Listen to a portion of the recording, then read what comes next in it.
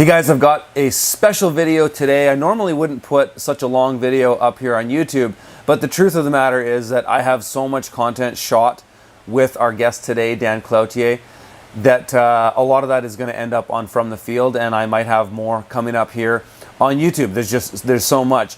Dan Cloutier is just a wealth of knowledge, and when I went to shoot him, I actually went on 2 different occasions. This is part of the first time I went to visit him. He's such a wealth of knowledge that I frankly felt it quite overwhelming. I normally don't feel that way with guests, because when I'm visiting farms, particularly vegetable growers, I know so much about what they're doing and how they operate that I know what questions to ask, and I kind of know how the video will go. But in this case, Dan just is such a wealth of knowledge that I felt somewhat overwhelmed with his operation, that I was somewhat awestruck many times with the things he was showing me. The technology on these greenhouse structures that he uses are incredible. And in this video, he's going to give us a tour of this. And this structure he's using is built by a company called Sprung, which was actually where we were. We were at the headquarters of Sprung just outside of Calgary. But Dan operates an enterprise within Sprung, which is basically doing R&D for that company. And his company is called ARC. It's the Agro Resilience Kit. And he's trying to set up sort of a greenhouse that could operate in really any kind of climate. And even here, we're a USDA Zone 3A. It gets down to minus 40 Celsius and minus 40 Fahrenheit at the coldest months in the winter. And he's growing all kinds of crops here. So this is an aquaponics-based greenhouse that's growing crops year-round.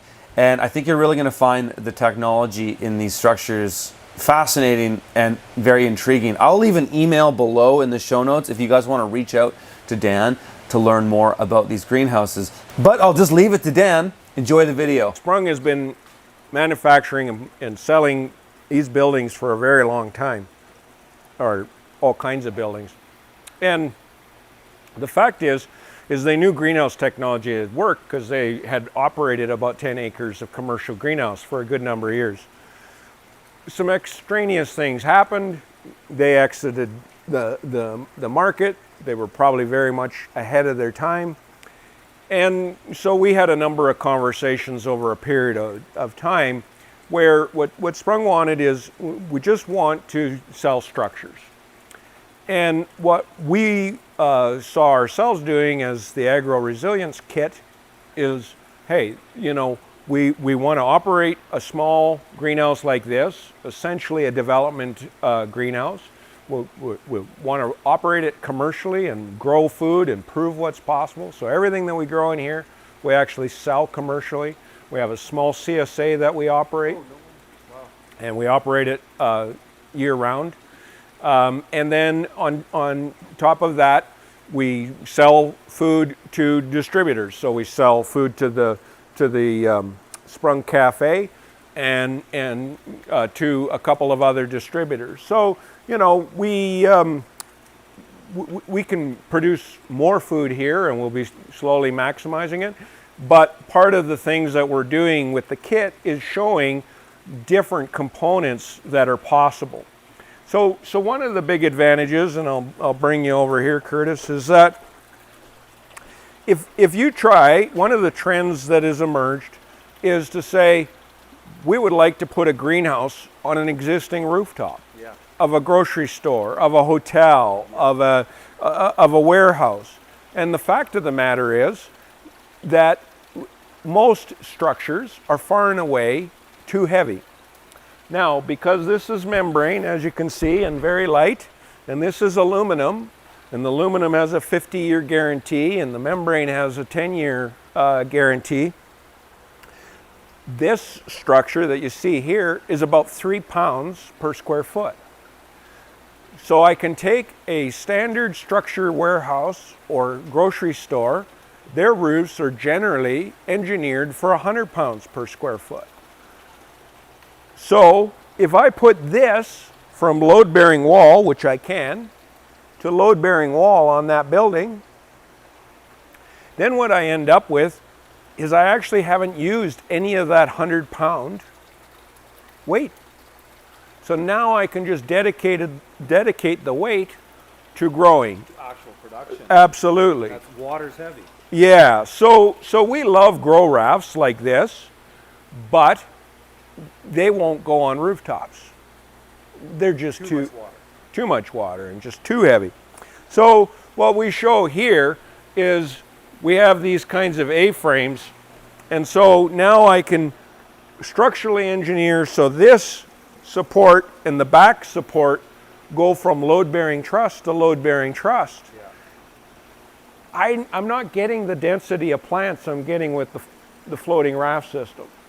Oh no? No. I'm surprised. Because vertical and everything. You know, depending on what we're growing, we can probably be there, and we keep playing with stuff that we're growing. Yeah. So, you know, for certain crops, gee, this is we can space this a lot closer, we can space the pipes closer, that kind of stuff. But, so this is 40 by 105, which is 1/8 of an acre, right? Yeah. If this was California field, growing romaine or strawberries or whatever, we're going to have a row and then access, right? Typical stuff. So in 1/8 of an acre, averages, depending on crop, about 4,500 plants. So these A-frames, the way we're doing it, we're going to be about 7,500 plants. Not bad, everything you can do for more revenue per square foot, that tends to be the thing for greenhouses, particularly when the field crop, they have the advantage that they don't have energy costs, right? They don't have utility costs to speak of. We clearly have heating and some cooling, which I'll get into, mostly not light costs, right? Now, we do run, just to show people what's feasible and what happens, is we have some LED lights and we have some high pressure sodium and that kind of stuff. Because what we like to show is, rather than make claims about this or that, we like to try to show people side by side. There's still variables, there's still microclimates, but we like to show as best we can, did that LED lights improve our production by about 20%? Well, in the winter it's higher than 20%, but in the summer, why would you even turn them on, right? And that kind of stuff. Yeah. So we're constantly working to show a variety of those things and what can people grow. Tremendous amount is happening with growing lettuces. That's great. It's only great though until there's a saturation at certain points. Other thing we don't like about lettuces. Need in a market saturation. Yeah. The other thing we worry about and have seen with lettuces is in the winter months, prices are pretty good. 25% of the cost of California lettuce or Mexican lettuce is getting it here. And by then it's spent a bunch of time in trucks. We all know that stuff. But in the summer months, we see, well, gee, lettuce crops, we don't need so much. So we do a number of things. We're showing, this is Aquaponics, and we're showing a type of cauliflower growing. Now it's meant to be a small crown cauliflower because it uses a limited amount of sunlight to get there. Most people, if I try to provide them that as a head of cauliflower, they're going to go, no, that's not it. For the distributors that we sell to, we can sell those colorful cauliflowers to restaurants, and it's garnish, right? Yeah. And when was the last time you saw a white and purple cauliflower, right? Unique kind of breed. Mm-hmm. But in the summer months, we can grow a lot of cauliflower in these beds and in these racks, and we can get to nice full head. And in our market, it's never really saturated with cauliflower. Heck, we got 100 frost-free days and it just isn't hot enough for a lot of folks to grow cauliflower. You get a little bit of field cauliflower here, and over there you see that's, we're getting a head start on our broccoli production, and so now we can maybe transfer and do some of those things.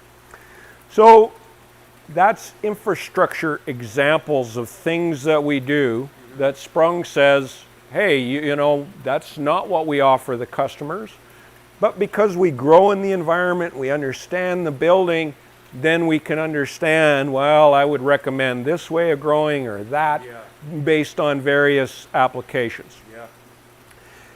But the next thing that we work very, very closely and importantly with Sprung is energy efficiency.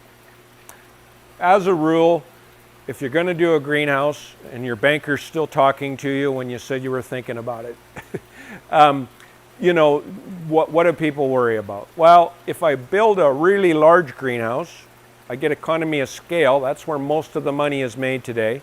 But I got to be next to a really large market, and then I got have to be lots of people. And gee, you know, is there any doubt why a lot of these this infrastructure is located where you get the cheapest of labor possible?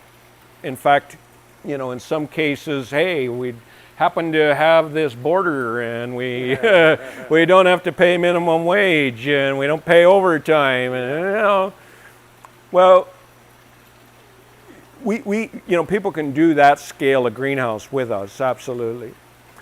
But for ARC, we're really, really interested in the small scale greenhouse.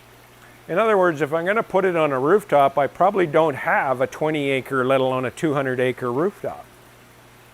And if I am going to put it on a rooftop and I can't make it affordable and profitable, then that's not going to change our food production paradigms. So as I say, we're operating an 1/8 of an acre greenhouse. Our numbers pencil out really nicely. We can have 1 to 2 employees, and they're, you know, relatively well-paid employees. So it can really be that mom and pop operation or whatever. And yes, labor's still going to be their largest cost. But if 1 or 2 people can manage the enterprise, then perhaps they're not looking to do you know, that cheap labor hire. They can stay small. They can stay small and do well.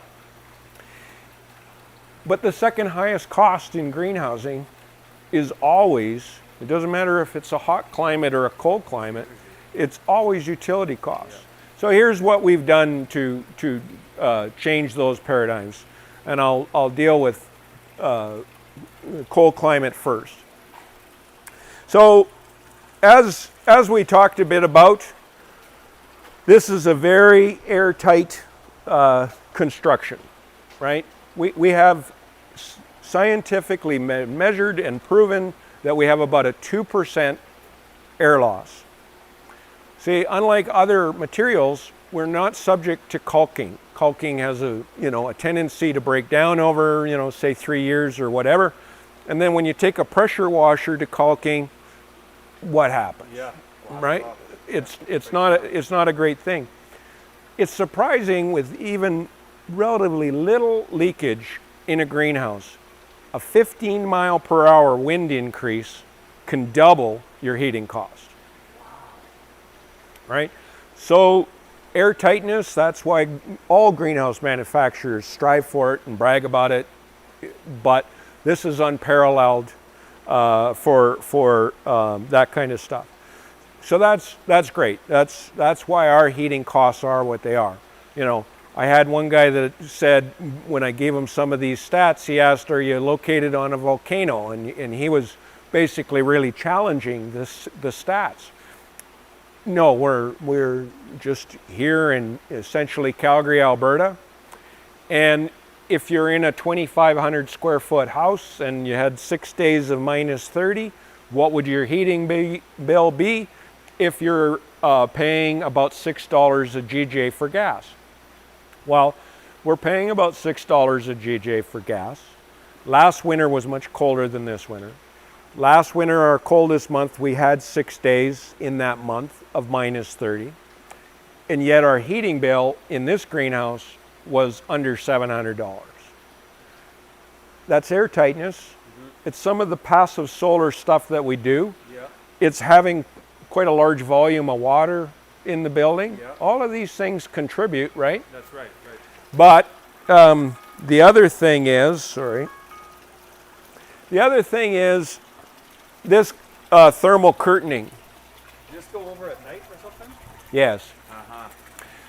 So very often, what people are doing is a treatment that isn't flexible by the hours, right? And I love everything about permaculture and passive solar greenhouses. But having done what we've done, see, sun is south for us, essentially coming through that way. We're not completely oriented south, but mostly this long side is south. And so that's your northwest corner, if you will. So most passive solar guys would have probably insulated that whole half or side of the wall. And there would be advantages to that, absolutely. But what you'll see when we walk over there and I show you some of those racks is you're going to see that on those racks, if we had done that, half the sides of those racks could not be growing. Of course. There's not enough ambient light coming in. Absolutely. Or spend a lot of capital putting artificial light and all that kind of stuff. We grow kale and Swiss chard and romaine lettuce and mixed lettuce on both sides of those racks all year. And when you go over there, you'll see there's little difference in growth. Yeah. But we end up insulating at night by pulling this mylar curtain over, right? Yeah. And we do it by hand. Yeah. I mean, we can automate this, but we pull it across. Doesn't take that long. Like that. So a couple of things. What we've ended up doing is we're creating an airspace of about 44 inches between these membranes. You'll also remember, if you're old enough, that the early spacesuits, they look like Goodyear mascots, right? And then all of a sudden they got a whole lot smaller. That was Mylar, right? Not necessarily entirely, but very, very big impact. So space age material that is now very commonly used and became affordable. So we made it scrimmed for tensile strength. So when we're pulling this and smacking it and whatever, we're not terribly concerned. Most shade curtaining is very fragile, as an example, or thermal curtaining. Yeah. And when we did some market research, we heard lots of people say, yeah, I used it for 2 years, it got hooked here, there, it got torn, then I had a hole, and then, it limited my thermal blanketing value, so then I stopped using it, right. and so we didn't want that.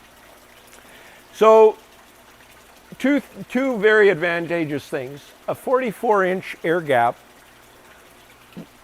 dramatically increases our R factor. We say this membrane single is about an R1.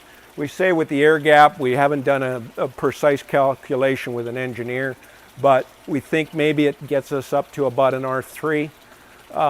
As you know, with R factors, that's exponentially improved. But perhaps the biggest thing is what you can see is we arc it over, and we arc it over our Modine heater, right? So in the coldest days, we try to do things so we're using passive heating techniques and so forth. And so we try to do it so this Modine heater comes on as little as possible. But what happens, that peak is about 23 feet. But now when I reduce that to be about 10 feet, I instantaneously, very dramatically, decreased the amount of cubic feet of air that I'm heating. Yeah. And so, it can be a bit of a bother, sunrise, sunset, timing that and pulling it over. But in terms of energy efficiency, it's really quite extraordinary. So then, in this airtight structure, what did we end up finding out? Well, what we did originally, and you can see some of the remnants of it. Here's a frame of a fan that we we removed, and there is a fan above there. And we had aluminum louvers at the back. So what we were able to do was, the calculation in theory was, we had enough fan capacity to suck the air through the greenhouse and change the air every 4 minutes, right? So that would argue, well, you shouldn't get above ambient. And we don't get very many above 30-degree days. So we tried that for our first season back into greenhousing. Say, how's that work? And the fact is we spent a tremendous amount of even shoulder season, especially in the summer, overheating. Constantly with plants in stress, bolting, packing it in, whatever it was. So that just showed us what we knew. The air tightness of the building just means fantastic, very little heating in comparison. But what was your friend there became a challenge in the next season or seasons. Mm-hmm. So we went to a passive solar approach for cooling. So what happens is that, and we just, you can take a picture of it. So we do aquaponics here. Okay. We do limited number of racks. These 2 tanks are trout. We just finished selling all of our trout. And so we just have had our first restock, and we can move this perhaps out of the way for you for half a second. So if you look in here, what you'll see is our fingerlings, or first batch of fingerlings just arrived. All right, so because of that, we don't have this rack planted because there's no nutrients. Yeah. So it gives us an opportunity to show something else or explain something else anyway. So in the summer, we open those zipper screens. And so the cool air comes in from the north, and it starts coming in low. And then almost, well, in fact, mechanical principle, just like a chimney, on temperature, those wind turbines, the louver opens and the turbine just starts sucking the hot air out of the greenhouse. Yep. All right, so we, at times in the shoulder months, that'll cool the greenhouse by itself, right? But other times, up there in particular, we'll still be hitting 40 degrees, 45 degrees, and down here we'll be getting into problematic areas, right? Having height is really nice. It is. Very valuable. Yeah. But what happens when anytime our ambient it gets over 28, pumps come on, and that black line there, we start basically jetting water, misting water, if you will, and it pours onto this clear membrane. Okay. And the interesting thing about this clear membrane is we've done the spectrometer tests to show that it just basically light is all let in, right? It just does not block light. You're creating sort of a refrigeration effect. That's exactly it. The old school, like the clay pots. This is actually a 1,000-year-old idea. That's very much. But what we're able to do now is rather than a whole lot of solid infrastructure or whatever, we're staying absolutely in our translucent environment.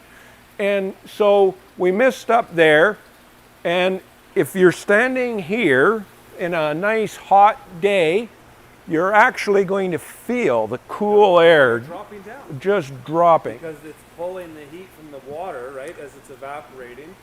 Wow, I've never seen this in it.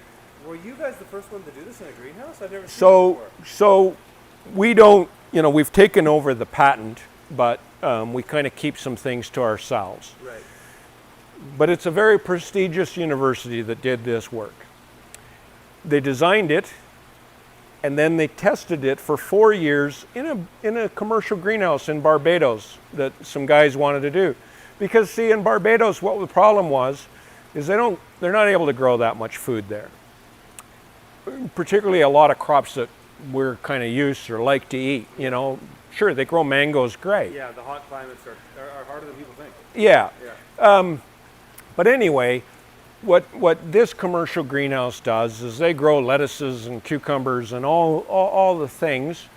And for 4 years, the university, you know, tightened and tweaked and tested and measured exactly what happens here. So then last summer, we adapted this with the help of Alberta Agriculture to the Sprung structure. And so what happens is, and what we measured and proved, is that we will reduce the temperature in this greenhouse. It can be 35 degrees outside. We can be hitting 50 degrees up there. And we can take the temperature of this greenhouse down to 15 and probably 20 degrees C below ambient. Swamp coolers typically cannot go below ambient. And on top of that, if you're using conventional electric air conditioning, you can do anything, but my energy consumption just goes right through the roof. This, you're just pumping water. Well, on top of that, is very importantly, the water runs down, but it's captured in our little eaves trough, and then it goes into a tote, and we pump it round and round. So we're in a dry climate. You know, in the summer months, ambient humidity might be 30%, right? Yeah. Well, the plants would rather 50% or what have you. So what happens is now we're actually creating that humidity. We're raising the humidity in the overall greenhouse. We're getting it to a much more optimum grow. But nevertheless, when you measure it, we're using 50% less water than a swamp cooler would. And we're only using 5% of the electricity. And on top of it, and it's just somewhat an additional beneficial thing, we have somewhat hard water here. It's not crazy hard, but it's somewhat hard. And when you ask most growers, what would you like to use? Rainwater or tap water? They'll take rainwater. Every time, they always take rainwater. Well, when we started measuring the water as it would go through a number of these cycles, it's not quite, you know, but it starts to emulate a certain amount of as if it was rainwater. Because it's an expedited hydro cycle. Absolutely. So it's losing a bit of the hardness, right? So we use a little bit less acid than because we don't need to, etc. Right? Yeah. So we'll leave it at that for now. Tell me what you guys think about these greenhouses and this operation. I will leave the comments enabled on this, so please tell me what you guys think. Do you want to see more stuff from Dan? What do you think about these greenhouses? What do you think about the operation itself? Let me know. Looking forward to hearing from you. Oh, and if you want to get in touch with Dan, I'll leave an email in the show notes. All right, take care, guys.